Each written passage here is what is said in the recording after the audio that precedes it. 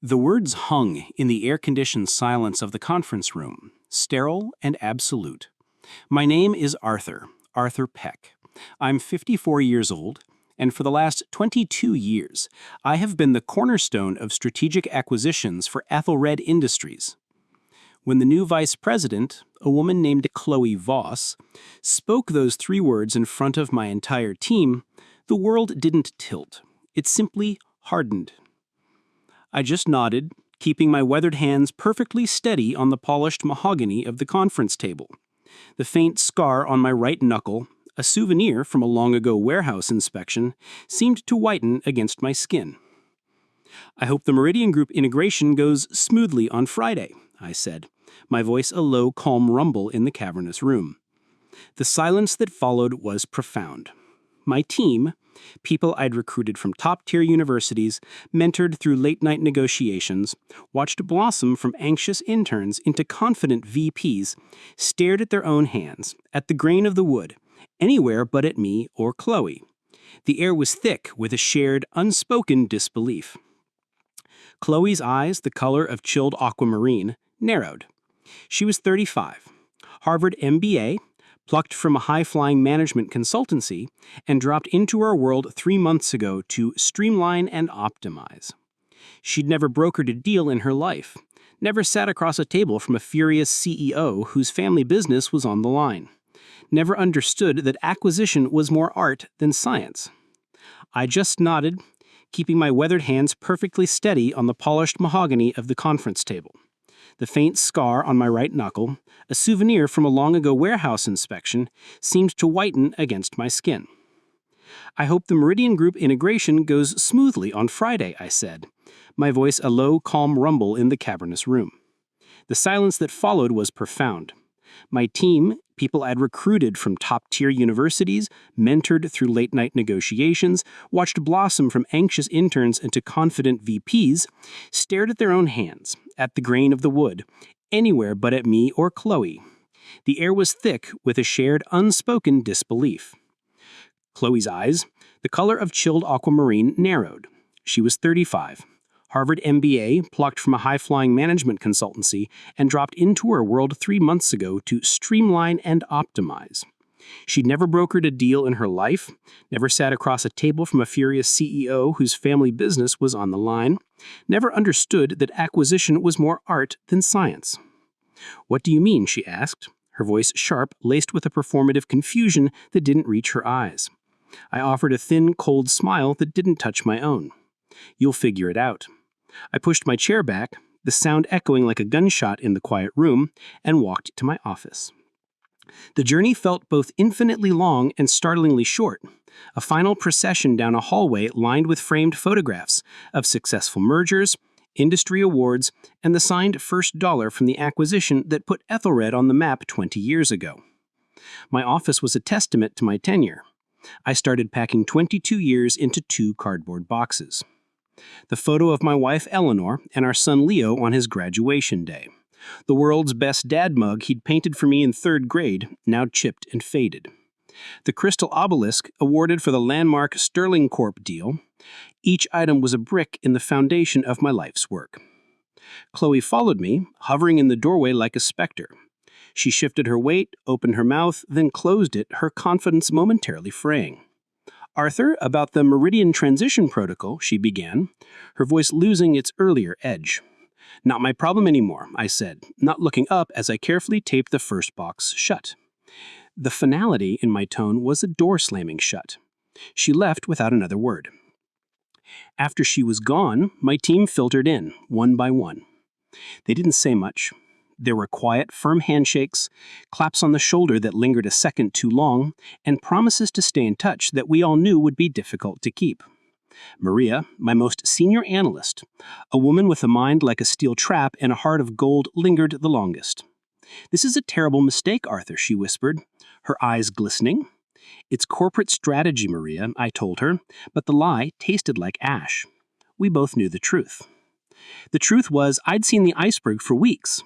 Since Chloe's arrival, her modernization had been a sustained campaign of subtle sabotage. Meetings were scheduled without my knowledge. My decisions were second-guessed and emails CC'd to upper management. Last week, she presented a deck to the board suggesting my relationship-dependent model was fiscally bloated and antiquated. What she didn't know, what she couldn't possibly comprehend, is that I am a man who believes in preparation. After 22 years of steering billion-dollar deals through turbulent waters, you learn to read the weather. I'd kept a detailed log, every slight, every veiled insult, every attempt to isolate me from my clients and my team. I'd also quietly begun preparing for the worst-case scenario, safeguarding my personal legacy and ensuring my professional options remained open. I loaded the 2 boxes into the trunk of my old, reliable sedan and drove home through the late afternoon traffic. The familiar skyline of Boston looked different, as if viewed through a new, colder lens. Eleanor was waiting for me at the door of our brownstone, a cup of steaming Earl Grey tea in her hand, and a look on her face that needed no explanation. She had always been able to read me like a book. "How bad?" she asked, her voice steady. "Could be worse," I said, setting the boxes down in the foyer. But standing there, surrounded by the life we'd built together, looking at those pathetic cardboard boxes holding my career, I felt something I hadn't felt in decades.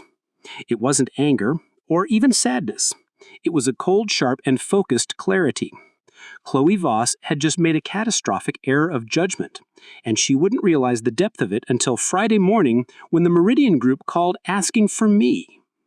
I'd started at Athelred when it was little more than an ambitious startup with a famous name and empty coffers. The old founder, Joseph Ethelred, a visionary with patched elbows on his suit jacket, took a chance on me, a hungry, unproven kid from a state school, and I repaid that faith 1,000 times over. I spent my first 7 years learning every facet of the business: logistics, finance, market analysis, the unspoken language of corporate negotiation. By 40, I was running strategic acquisitions. By 45, I was the man other CEOs requested by name when they were considering selling their life's work. I wasn't just a negotiator, I was a mediator, a psychologist, a translator between corporate cultures. I'd brokered deals that kept Ethelred solvent during the '08 crash and the pandemic. We didn't just survive, we emerged stronger because our clients trusted me implicitly. Eleanor understood the sacrifices: the missed birthdays, the dinners grown cold, the emergency flights to placate a nervous seller. She held our family together, raising Leo, while I built something that provided not just for us, but for thousands of employees. The change began when old Joseph passed the reins to Julian 2 years ago. Julian was a numbers man, a spreadsheet savant who saw people as variables and relationships as sentimental overhead. He brought in consultants who spoke in a language of synergies and verticals and disruptive paradigms. Chloe Voss was their queen, a high priestess of optimization who had somehow convinced Julian that human connection was an inefficiency to be engineered out of the system. The warning signs were neon. Chloe would arrive at due diligence meetings having only skimmed the executive summary, then interrupt my flow to ask questions that revealed a fundamental ignorance of the industry. She restructured my filing system, rendering years of meticulously organized client notes virtually unfindable. Worst of all, she began initiating contact with my most sensitive clients under the guise of customer satisfaction audits, a move that bordered on professional malpractice. 3 weeks ago, I'd come in early to prepare for the Meridian call and overheard her on a video conference with Julian and the board. "Arthur's methodology is based on loyalty, not logic," she was saying, her voice crisp and confident. "It's a significant liability. I can achieve the same or better financial outcomes with a data-driven, process-oriented approach that reduces personnel overhead by at least 40%. 40%. That meant Maria, who had mastered the Byzantine financial structure of the Meridian Group. It meant David, who spoke fluent Japanese and had personally navigated the cultural nuances of our Kyoto partners. She wasn't just talking about replacing me, she was talking about dismantling the very engine of our department's success. I should have confronted her then. Instead, I did what I did best. I focused on the work. The Meridian acquisition was our white whale, a 2-year courtship of a family-owned tech firm with proprietary encryption software that would revolutionize Ethelred's cybersecurity division, a $500 million deal. I'd spent the last 8 months immersed in their world, building trust with the aging founder, his skeptical daughter, the CFO, and their brilliant, eccentric CTO. Chloe knew about the final integration meeting, but she saw it as a formality, a PowerPoint presentation, and a handshake. She didn't understand that the Meridian founder, Charles Meridian, demanded absolute privacy and abhorred corporate theatrics. She didn't know the CFO only respected negotiators who could argue the minutiae of asset valuation without consulting a screen. She was oblivious to the fact that the CTO would expect a deep dive into the technical integration protocol, a document that existed only in my head and in the handwritten notes in my personal leather-bound planner. The irony was exquisite. Chloe had fired me to appear decisive, to justify her position and her philosophy. But on Friday morning, when the Meridian team arrived and asked for Arthur Peck, she would learn the brutal difference between managing a process and stewarding a relationship. Thursday night, I didn't sleep. Not from anxiety, but from a steady, thrumming anticipation. Eleanor found me in the study at 3 a.m., sitting in my worn leather armchair with a cup of tea in my laptop. "You're orchestrating something," she stated, not asked. "Just thinking," I said. She sat in the chair opposite me. 30 years of marriage had taught me the topography of my silences. This was a deep valley, and she knew to wait. "Chloe called," I finally said. 4 times, left 4 voicemails. "What does she want?" "The Meridian Transition Protocol, the encryption key handover schedule, Charles Meridian's personal cell number." Eleanor allowed herself a small, grim smile. She'd been there for every late night, every weekend I'd spent building those bonds. She knew the value of what was in my head better than anyone. "What did you tell her?" "Nothing. I'm not on the payroll." That was when Chloe's full, breathtaking scope of her folly truly dawned on me. She hadn't just fired an employee, she had jettisoned 22 years of institutional memory.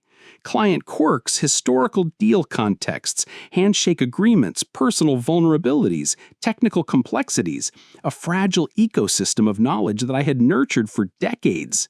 She thought she could replace it with a CRM database and a stack of contracts. The Meridian deal wasn't about numbers on a page, it was about trust.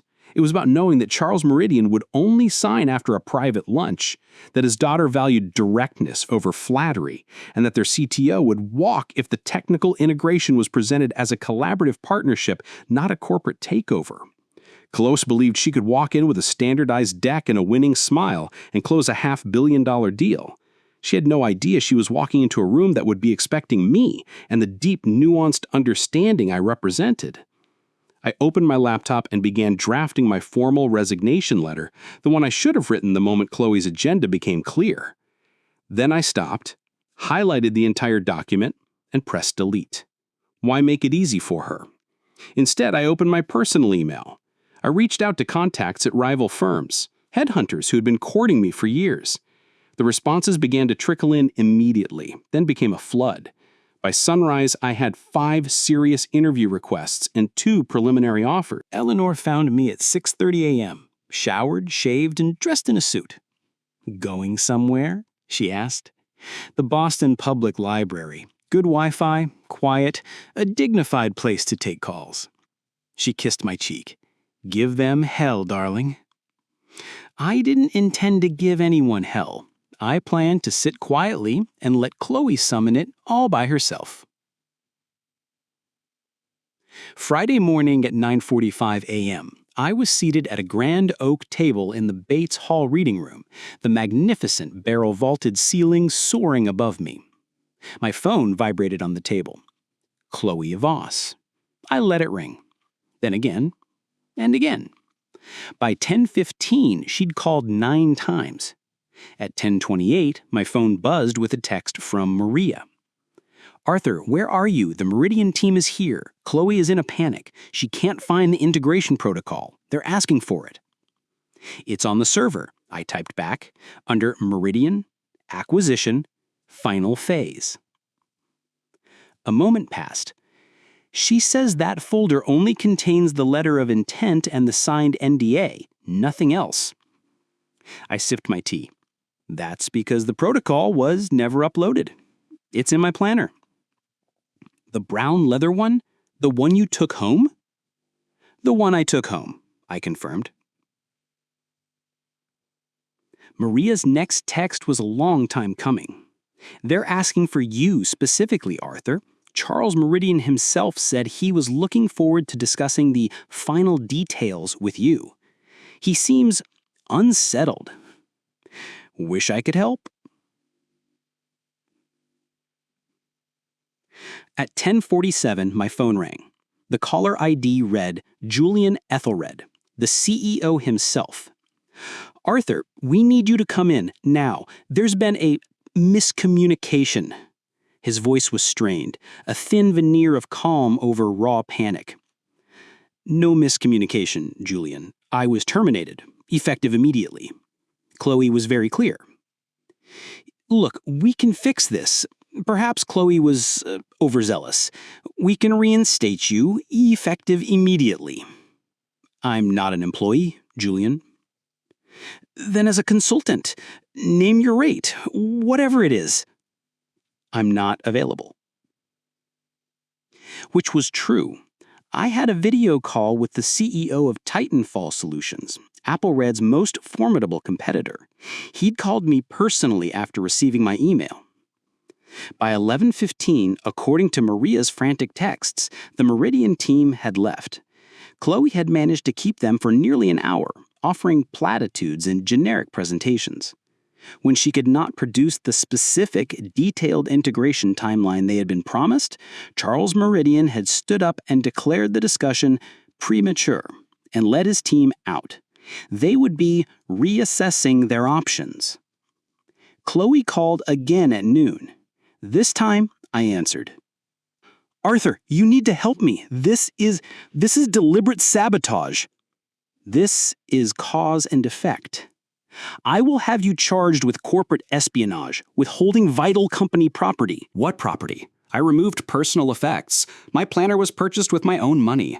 All company files remain on the server, as you well know. You know that's not how this works, she hissed. Actually, Chloe, I said, my voice calm and measured, it is precisely how it works. I was terminated without cause. Ethelred forfeited any claim to my cooperation or my institutional knowledge. You wanted a streamlined, process-driven department. Now you have one. I hope the data is sufficient. She hung up on me. 10 minutes later, a call from Ethelred's legal department, politely requesting the return of my company notebooks. I politely directed them to my employment contract, which stated clearly that personal notebooks remain the property of the employee. The lawyer, an old acquaintance, sighed and said, I thought you might say that, Arthur. Take care. At 1:15, Eleanor called, her laughter like music. You'll love this. Leo just sent me a screenshot. Chloe is on LinkedIn posting about dynamic restructuring and pivoting towards a data-centric future. How's that working out? I believe the market is responding, I said dryly. 3 of your old clients have already called the house line asking if you've retired. By 3 p.m., after an exceedingly productive call with Titanfall Solutions, I had my answer to Chloe's accusation. Sabotage? No. Sabotage is active, malicious destruction. I had simply left the building. I had taken my experience with me. The fact that Chloe had never bothered to learn the intricacies of the deal she was meant to manage was her failure. The fact that she had fired the one person who held that knowledge was her choice. I had spent 22 years building a fortress of trust and expertise.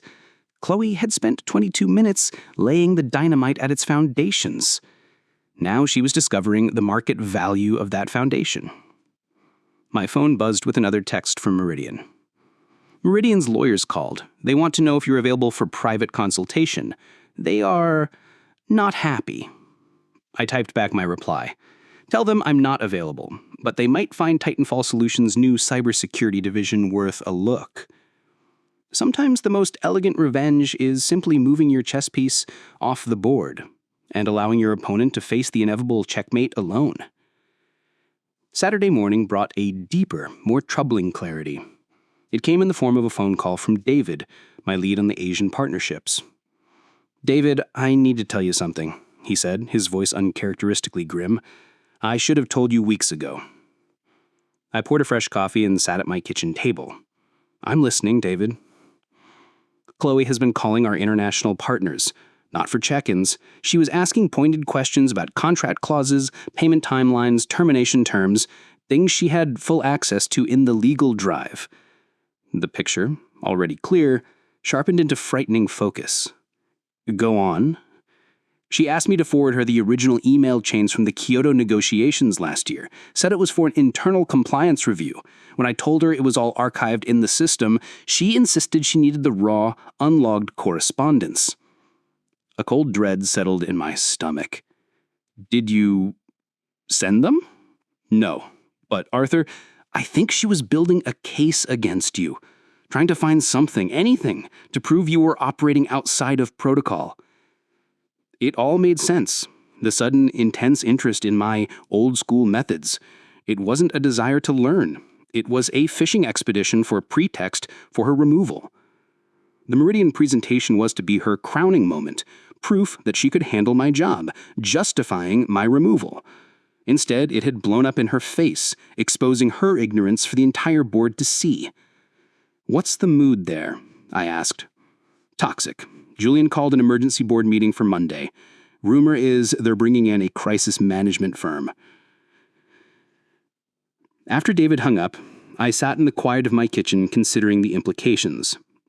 This wasn't a simple clash of styles or a corporate power play. This was a premeditated dismantling. Chloe hadn't fired me on a whim. She'd been planning it for weeks, and her arrogance had blinded her to the very human elements that made her plan untenable. My phone rang. Titanfall Solutions. "Arthur, Patricia Sterling here." The CEO's voice was warm and direct. "We'd like to schedule an in-person meeting for Monday. My team was profoundly impressed. Frankly, we've been watching Ethelred's recent direction with concern. Several of our mutual partners have mentioned a decline in the personal touch they valued. We're looking for a leader who understands the business, at its core, is about people." After she hung up, I realized something. Chloe had, in her own destructive way, done me a favor. For years, I had been comfortable at Ethelred. The salary was excellent, the routines familiar, the relationships deep. But I had become stagnant. I was a custodian of my own legacy, not a builder of a new one. Chloe had kicked me out of my comfortable nest, and I was discovering I still knew how to fly. Eleanor found me in my study later that afternoon, reviewing the Titanfall prospectus. "Productive day?" she asked. "Enlightening," I corrected. "I have a meeting with Titanfall on Monday.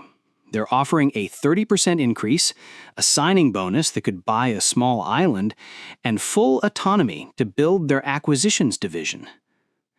"That's wonderful, Arthur. But you seem pensive." I put down the papers. I keep thinking about the team. Maria, David, the others. They're good people. They're trapped in the wreckage Chloe is creating. "You can't save them all," she said softly, placing a hand on my shoulder. "You can only choose your own path forward." She was right. Chloe had made her bed. My responsibility was to my family and my own future. Monday morning, I put on my best Savile Row suit and drove to the sleek, modern headquarters of Titanfall Solutions. The meeting wasn't an interview, it was a negotiation between equals. By noon, I had a formal offer, Senior Vice President of Global Acquisitions and Integration. The package was staggering, but it was the mandate that thrilled me. Complete authority to build a world-class department based on a model of deep relationship management. I accepted on the spot. Walking out of the titanium and glass building, I felt a weight lift from my shoulders that I hadn't even known I was carrying. It wasn't the money. It was the sense of purpose, the challenge, the sheer possibility. My phone buzzed. A text from Maria. "Ethelred stock is down 8% this morning.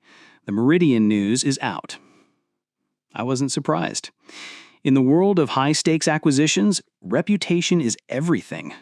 lose one flagship deal through sheer incompetence, and the entire market questions your stability. Chloe's modernization was looking more like institutional suicide with every passing hour. On Tuesday, the Boston Globe's business section ran a short piece. Meridian Group halts talks with Aethelred, citing strategic differences. The article didn't mention me by name, but industry insiders would know. The $500 million deal I'd nurtured for 2 years was dead. Wednesday, David called with the update I'd been expecting. Julian fired Chloe yesterday. Clean break, escorted out of the building by security. How's the team taking it? A mix of relief and terror. Relief that she's gone. Terror that Julian is now talking about bringing in another consultancy to right-size the department. I felt a profound wave of sympathy for my former colleagues. They had survived Chloe's reign of error, but the panic was now set deep in the company's DNA. David, can I ask you something? Of course. Are you happy there? A long, telling pause. Not for a second. Why? Titanfall is expanding its Pacific Rim operations. They need a director of international development. Someone with your connections and language skills. The salary is significant. Are you serious? I start next week. If you're interested, I can have an interview set up by Thursday. On Thursday, Patricia Sterling called with another proposition. Arthur, we've been reviewing our strategic goals. We want to launch a dedicated division for integrating acquired family-owned firms. It requires a unique touch, deep empathy, and established credibility. The question is, do you know anyone who might be suited to build such an enterprise from the ground up? I thought of Maria, of her incredible emotional intelligence, her meticulousness, and her frustration at being constantly passed over for leadership by Chloe in favor of yes men with fancier degrees. I might know the perfect person, I said. Friday afternoon, I found myself back at the Boston Public Library, this time meeting Maria at a quiet table in the courtyard. Arthur, I can't believe this. Titanfall? Director of a whole new division? Believe it. They want to pioneer a new approach. You'd have a blank slate, a generous budget, and the chance to build something truly ethical and effective. Julian offered me your old job yesterday, head of acquisitions. Are you going to take it? I asked. I was considering it. Until now. Aethelred, it's a sinking ship, isn't it? It will stabilize eventually, but it'll take years to rebuild the trust that was lost. Titanfall is moving forward. The question is whether you want to spend your energy bailing water or helping to build a new ship. She looked out at the courtyard for a long moment, then back at me, a determined fire in her eyes I hadn't seen in years. When do I start? By the end of the following week, Titanfall had hired 4 former Aethelred employees. It wasn't poaching, it was a rescue mission. We weren't fleeing a burning building, we were building a new, better one on firmer ground. Chloe Voss had taught us all a brutal lesson in corporate myopia. Now, we had the chance to apply that wisdom. 3 months later, I was in a conference room at Titanfall's expanded offices, reviewing quarterly results with Patricia Sterling and her executive team. The numbers were staggering. The new Family Enterprise division under Maria had already secured 2 major deals we'd previously thought were unattainable. International contracts, spearheaded by David, had increased by 120%. Arthur, your team has shattered every projection we dared to make, Patricia said, beaming. The press from the Meridian signing alone has generated incredible inbound interest. Maria, now confidently leading her own team, smiled. When clients see that we prioritize the preservation of their legacy over simply absorbing their assets, word gets around. David, on screen from Tokyo, nodded. The expansion is ahead of schedule. We're looking at Seoul and Singapore next quarter. That afternoon, I received an email I had half expected. Julian Aethelred wanted to meet. We met at the library. It felt appropriate. Julian looked years older. The boyish confidence he'd inherited utterly evaporated. "Arthur, I owe you an apology," he began, his voice hollow. "The situation with Chloe, it was a catastrophic error in judgment." "How is Aethelred?" I asked, though I already knew. "Surviving. We lost 6 major clients after Meridian. We've had to initiate 2 rounds of layoffs. The stock price is still struggling to find a floor." He stirred his coffee absently. "She cost us more than clients, Arthur. She cost us our soul. The knowledge, the relationships, it's all gone. That was your doing." "You can rebuild," I said, though the words felt empty. "Perhaps, but it won't be the same." He looked up, his eyes pleading. "I heard about your success at Titanfall, the new divisions, the international contracts. That should have been Aethelred's growth." I remained silent. There was nothing to say. "Would you consider coming back?" He bleated out. "I could offer you Chloe's position, executive vice president, full control over all mergers and acquisitions, a seat on the board. Name your price." "I'm happy where I am, Julian." "I'll double whatever Titanfall is paying you, triple it." "It's not about the money." He slumped back in his chair, defeated. "Then what is it about?" "Trust," I said simply. "When you hired Chloe, you chose to believe that human relationships were a liability. You chose to believe that experience could be replaced by data points. That was your choice. I was loyal to Aethelred for 22 years, but my loyalty was to the institution Joseph built, not to a spreadsheet. Your clients don't trust you anymore. Your employees are terrified, and I don't trust you not to make the exact same mistake the moment the stock price ticks up again." Julian left without another word, his half-finished coffee growing cold on the table. As I watched him go, I felt an unexpected pang of pity. He had purchased an expensive lesson in the true meaning of corporate value. 6 months after my termination, Titanfall Solutions announced the acquisition of the strategic assets of 3 smaller firms, creating the largest and most respected acquisitions consultancy in the Northeast. I was named Executive Vice President of Strategic Growth. The announcement made the front page of the Wall Street Journal. The article mentioned my tenure at Aethelred, noting the notable decline in their market share following my departure. Chloe Oss, according to her meticulously curated LinkedIn profile, had taken a strategic advisory role with a blockchain startup in Austin. Her profile was a masterpiece of buzzwords, emphasizing her expertise in disruptive transformation and paradigm shifts. There was no mention of Aethelred Industries or of the $500 million deal that had vaporized on her watch. The poetic justice was not lost on me. In her ruthless attempt to prove that people were irrelevant, she destroyed the very people who made the company relevant. In her zeal to show that experience was a commodity, she had rendered a priceless asset worthless. Maria and David thrived. The team we built at Titanfall was everything modern business should be: efficient, data-informed, and fiercely profitable. The difference was, we built it on a foundation of respect, empathy, and shared knowledge, not on a dogma of disruption for its own sake. Last week, my son Leo called from Stanford. "Dad, you're famous in my business strategy seminar." "Oh," I replied, amused. "Yeah, the professor used the Aethelred error as a case study on the critical importance of institutional knowledge and the dangers of cultural arrogance in M&A. It was weird hearing your name in class." "What did you say?" I asked. "I said that my dad always taught me that the best revenge isn't moving against your enemy, it's moving onward and upward without them." Eleanor had been right, as usual. You can't save everyone. You can only choose your own path wisely.